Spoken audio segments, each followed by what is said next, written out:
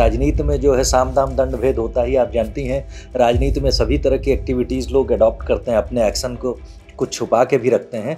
सरकार के गठन के पहले अगर ये नामित हो जाते हैं तो एक मुश्त 5 लोगों का जो है सपोर्ट बीजेपी के फेवर में आ जाएगा। कश्मीर में जो है आपने देखा होगा कि लोग इस तरह की बात कर रहे हैं कि हम लोकल लोगों को वोट देंगे, अपने लोगों को जिसको वो अप्रोच कर सकें। गुटबाजी का नमूना जो है आपको कांग्रेस में दिख रहा है फिलहाल कि गुटबाजी अभी कायम है, तो उसमें सेंट्रल लीडरशिप क्या डिसाइड करेगी उसी पे ज़्यादा डिपेंड करेगा। जम्मू कश्मीर में बड़ा खेला होता हुआ नजर आ रहा है।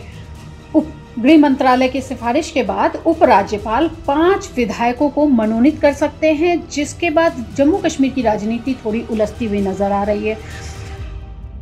48 का अगर मेजॉरिटी आ जाती है तो 45, अगर 5 मनोनीत कर दिए जाते हैं अरुण जी, तो 45 जहां मेजॉरिटी है वहां की सीटों की, वो 48 पर पहुंच जाती है। तो क्या आपको लग रहा है कि इससे कितनी बड़ी जम्मू कश्मीर के राजनीति में ये कितना बड़ा बदलाव लेके आ जाएगा? अचानक से ये विस्फोट हो गया है।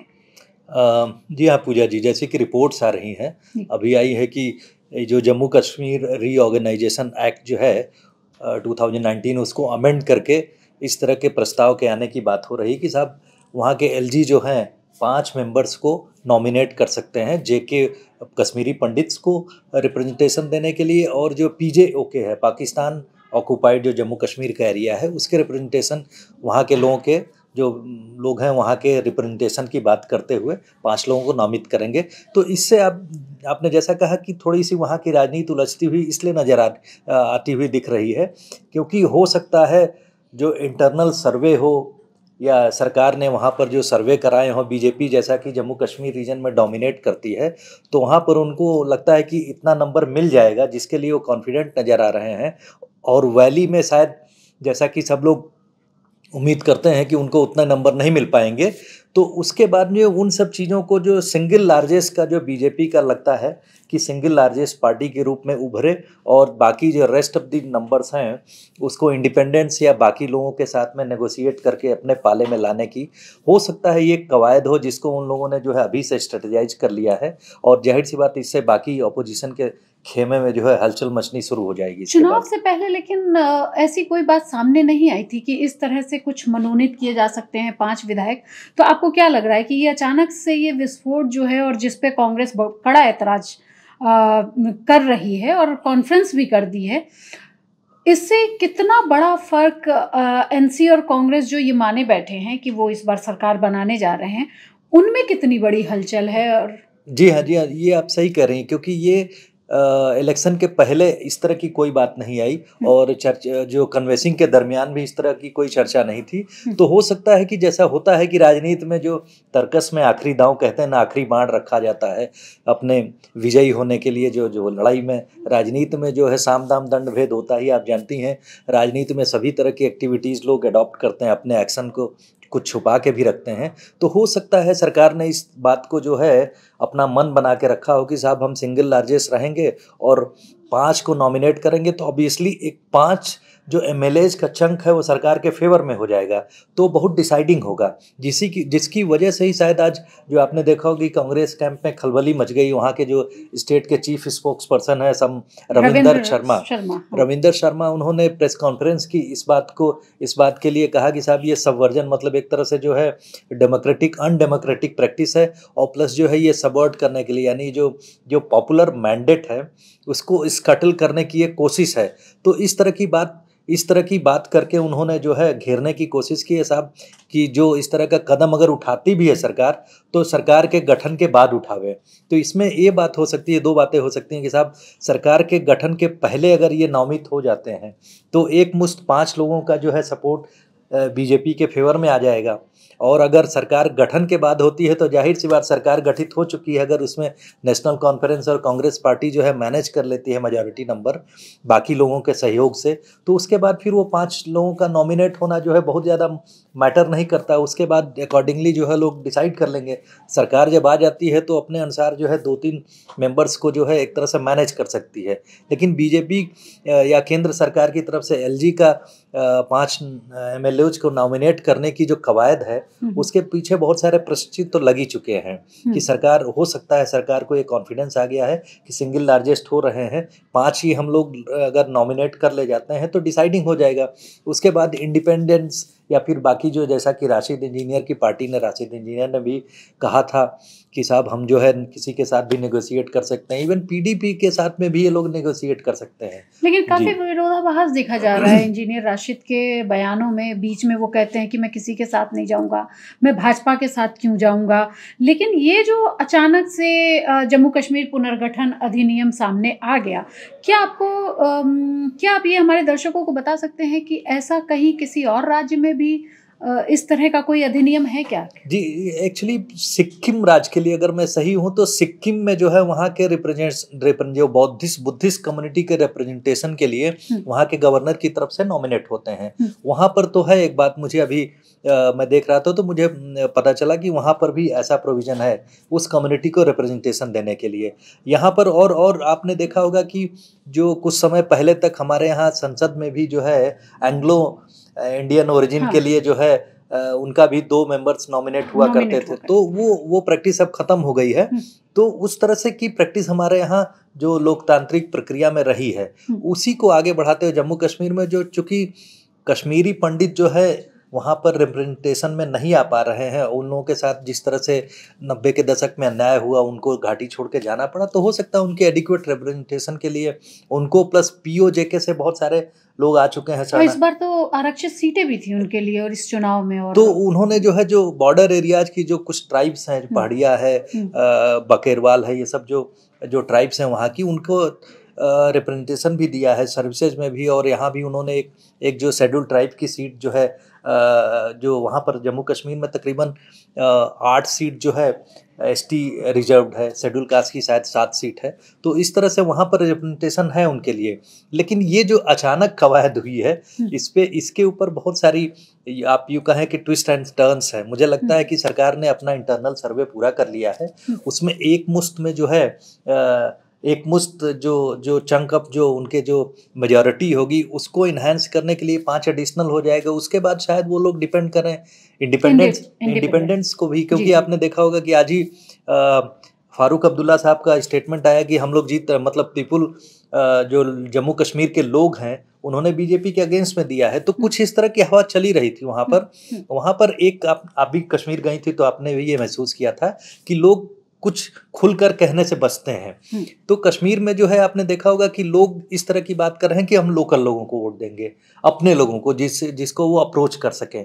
तो अप्रोच करने में साहब उसमें उसी वजह से बहुत सारे लोग खड़े हो गए हैं। और लोकसभा के बाद में जिस तरह से लोग बाहर आए घरों से वोट देने के लिए, उसके बाद से बहुत सारे लोग इनकरेज भी हुए कि उन्हें भी इलेक्शन लड़ना है। लेकिन अभी जब ये वाली खबर आई कि इस तरह से कश्मीर में खेला होने जा रहा है, तो मैंने बात की वहाँ पे अपने कुछ सूत्रों से। उन्होंने कहा कि अभी तक कोई क्लियरिटी नहीं है कि सरकार, जो केंद्र सरकार है या एलजी है, वो किस समय इसको इम्पोज करने जा रही है। क्या वो जिस दिन गिनती होगी उस दिन करेगी या उसके एक दिन पहले करेगी। मतलब वो कोई उनका कहना है कि वो बीजेपी सरकार कहें या केंद्र की सरकार कहें या एलजी कहें, वो कोई भी स्टोन छोड़ना नहीं चाह रही है। नहीं, जाहिर सी बात है, आप इसको इस तरीके से ले सकती हैं, चूंकि वो कश्मीरी आपने पत्रकार से बात की है। हाँ। तो वहाँ की बात वो अपने ढंग से कह रहे हैं। लेकिन अगर इंडिपेंडेंट तरीके से देखा जाए तो सरकार जो है, आप देखेंगे कि सेंट्रल गवर्नमेंट ने 2019 के बाद से,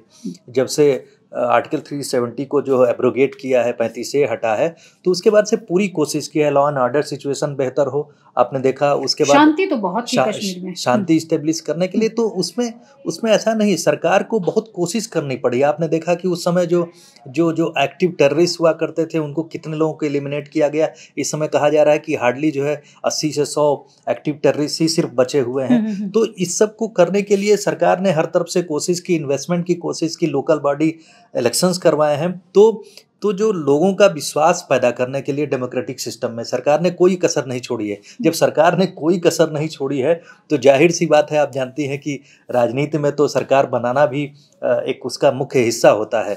तो वो लोग क्यों कोशिश छोड़ेंगे कि साहब हमारी सरकार न बचे, बने। दाम दंड भेद जी हाँ, जी हाँ, तो राजनीति का पार्ट है, राजनीति का हिस्सा है। तो उसके तहत जो है वो लोग पूरी कोशिश करेंगे कि भाई अगर वो मैं सिंगल लार्जेस्ट होके उभरते हैं तो इंडिपेंडेंस को लेके राशिद इंजीनियर की पार्टी से कुछ लोग जीते हैं, जमायत के कुछ कैंडिडेट जीत सकते हैं। मैं आपको कहूंगा कि सब लोग अपनी अपनी विचारधारा को लेकर जो है थोड़ा परिवर्तन कर रहे हैं। आपने देखा होगा आज ही एक यासीन मलिक की जो पार्टी, मैं अभी उसी पे आने वाली थी कि यासीन मलिक ने अचानक कह दिया कि भाई मैं तो गांधीवादी हूँ और मैंने तो 94 में हथियार छोड़ दिए।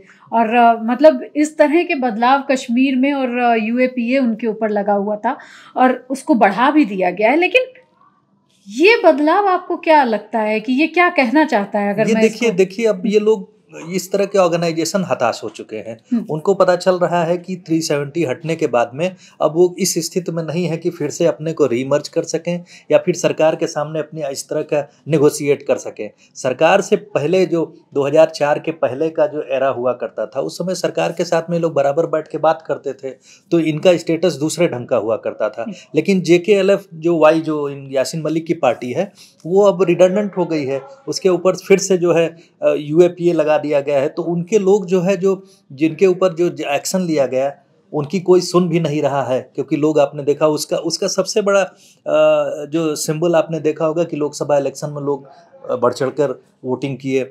उसके बाद में आपने तीनों फेज के आपने उसमें देखा कश्मीर श्रीनगर के आसपास वोटिंग कम रहा या सोपोर में कम हुआ। सोपोर में तो 2-3% होती थी, कुछ लोग आते थे, फिर भी 40% के करीब वोटिंग हो गई। तो लोग ऐसा नहीं वोट करने बाहर आए हैं, मतलब जील के साथ। तो इसका मतलब उन लोगों का फेथ हो गया है। पहले लोग डर की वजह से नहीं वोट करते थे ना, तो अब इस समय उन लोगों को फेथ हो गया कि साहब ये जो डेमोक्रेटिक सिस्टम इवॉल्व हो रहा है, इसी के साथ में हमारा डेवलपमेंट होगा, इसी के साथ में व्यवस्था बेहतर होगी। तो जाहिर सी बात उनका फेथ सिस्टम में फिर से रीस्टेब्लिश हो रहा है। हाँ, ये तो मैं आपको कहना चाहूँगी कि मैं जब कश्मीर में थी तो जो भी मिला, चाहे वो ड्राइवर मिला हो, चाहे वो पर्यटक मिले हो, और कश्मीर के ही जो पर्यटक थे, जो बॉर्डर पे थे, जो अपने अंदर कश्मीर में नहीं आ पा रहे थे, वो सब कह रहे हैं कि बहुत बड़ा बदलाव है और हम लोग वोट दे के आए हैं। तो वो एक बदलाव तो दिखा। लेकिन इसी बीच आपको मैं कहूँ कि हरियाणा में आज चुनाव हो रहा है और हरियाणा में जो इच्छाएं हैं ना नेताओं की, वो आकांक्षाएं, वो उभर के सामने आ रही हैं। और एक बार फिर से एक ही चरण में वोटिंग होनी है। आज ही वोटिंग खत्म भी हो जाएगी अब से कुछ देर में। लेकिन सुरजेवाला हूँ, अनिल विज हूँ, या फिर शैलजा कुमारी हूँ, या दीपेंद्र हुड्डा हूँ, सबने अपनी आकांक्षाएं जाहिर कर दी हैं। उस पे हमारे दर्शकों को कुछ बताएं। जी हाँ, मैं ये कहूँगा कि देखिए, जैसे सुरजेवाला की आपने बात की, वो उनके लड़के जो है लड़ रहे हैं कैथल से। कैथल उनकी पारंपरिक, मतलब उनके पिताजी कई बार से वहाँ पर सुरजेवाला साहब के जो रणदीप सिंह सुरजेवाला है, उनके पिताजी कई बार उसको रिप्रेजेंट किए। उनके बेटे लड़ रहे हैं, रणदीप सुरजेवाला के बेटे उनका नाम है आदित्य सुरजेवाला, कैथल से लड़ रहे हैं। तो वहीं वोटिंग करने गए थे, तो उसी समय उन्होंने ये कहा। लेकिन उन्होंने एक बात ये कही कि जो पर्सनल एम्बिशन है वो पार्टी डिसिप्लिन से ऊपर नहीं है। इसका मतलब दो मतलब निकलते हैं कि साहब पार्टी में जो है कई लोग, जैसा कि आप शैलजा कुमारी के लिए भी कहा जा रहा है कि वो प्रमुख दावेदार हैं, फिर से उन्होंने अपनी इच्छा वो दावेदार हैं उसके लिए। प्लस भूपेंद्र सिंह हुड्डा तो सबसे आगे हैं, उस रेस में सबसे आगे भूपेंद्र सिंह हुड्डा दिख रहे हैं, क्योंकि उन्होंने जो है आगे बढ़ चढ़ के जो है कहा कि हमने बीजेपी को आधा साफ कर दिया है लोकसभा इलेक्शन में, अब बारी है पूरा साफ करने की, जैसा कि अभी आज स्टेटमेंट आया उनका।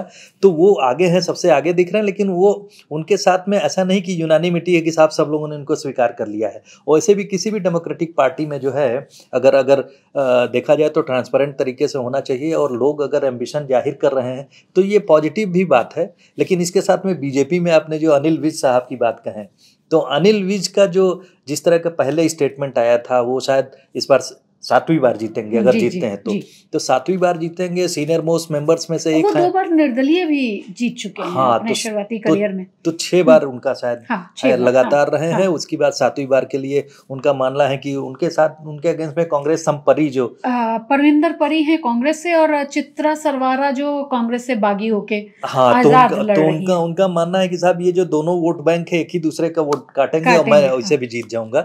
तो उनका एम्बिशन जाहिर करना, जबकि बीजेपी में ऐसी परंपरा रही नहीं है, लेकिन उन्होंने खुले तौर पे कहा है। तो ये जो टग ऑफ वॉर कितना आगे जाएगा या उनको फिर शांत कर दिया जाएगा, ये भी इंटरेस्टिंग होगा देखना। लेकिन गुटबाजी का नमूना जो है आपको कांग्रेस में दिख रहा है फिलहाल, कि गुटबाजी अभी कायम है। तो उसमें सेंट्रल लीडरशिप क्या डिसाइड करेगी, उसी पे ज़्यादा डिपेंड करेगा। लेकिन चलते चलते एक सवाल मैं आपसे, और मुझे लगता है कि आपका एक्सपीरियंस हमारे दर्शकों को बड़ा काम है, जम्मू कश्मीर में आपको क्या लग रहा है, कौन होगा सीएम? जम्मू कश्मीर में कुछ कह पाना भी मुश्किल है, लेकिन अगर ये रिपोर्ट्स हैं कि साहब 5 मेंबर को नॉमिनेट किया जा रहा है, इसका मतलब बीजेपी जो है किसी भी तरीके से कोशिश कर रही है कि वो सत्ता में जो आवे, अपनी सरकार बनाए। इसका मतलब उन लोग को कॉन्फिडेंस है कि साहब सिंगल लार्जेस्ट पार्टी के रूप में वो लोग इमर्ज हो रहे हैं, ऐसा लगता है अगर ये डेवलपमेंट हो रही है तो अब ये जो है जवाब तो हमें 8 तारीख को पता चलेगा कि कौन होगा जम्मू कश्मीर का सीएम। लेकिन इंटरेस्टिंग आज होगा, आप देखेंगी वो exit polls. Exit polls interesting होगा, उसको भी देखा जाएगा, उसमें क्या किसके फेवर में जो है गणित बनती हुई दिख रही है, इसको भी इंटरेस्टिंग तरीके से मैं ये देखना चाह रही थी अरुण सर कि जो भी हो, लेकिन अगर एक चेहरे की बात करें जम्मू कश्मीर में, तो वो अभी तक मुझे लगता है एकदम से लैंड करेगा कोई चेहरा सीएम फेस के लिए, क्योंकि बीजेपी में भी अब आपने देखा होगा कि अननोन जिसके बारे में डिस्कशन नहीं होती है, वो चेहरा जो है वो मध्य प्रदेश में भी आपने देखा, राजस्थान में भी देखा, 2 जगह तो आपने देखा कि किस तरह से सरप्राइज कैंडिडेट हुए। योगी जी की अगर बात करें, वो भी तो ऐसे ही लैंड किए थे, बातें तो बहुतों की चल रही थी और अचानक योगी जी को लाके तो वो जो पार्टी, मैंने कहा ना कि जो पार्टी हाईकमांड का डिसीजन होगा, वो बीजेपी किसको बनाती है पार्टी का डिसीजन होगा। और कांग्रेस में भी जैसा मैंने कहा कि जो वहाँ सोनिया गांधी और राहुल गांधी जिसको अपने तरीके से बेहतर समझेंगे, वो बनेगा चीफ मिनिस्टर। तो अब देखना ये है कि जम्मू कश्मीर में क्या खेला होता है और क्या चीज़ें रंग लाती हैं। आप बने रहिए India.com के साथ। नमस्कार। धन्यवाद।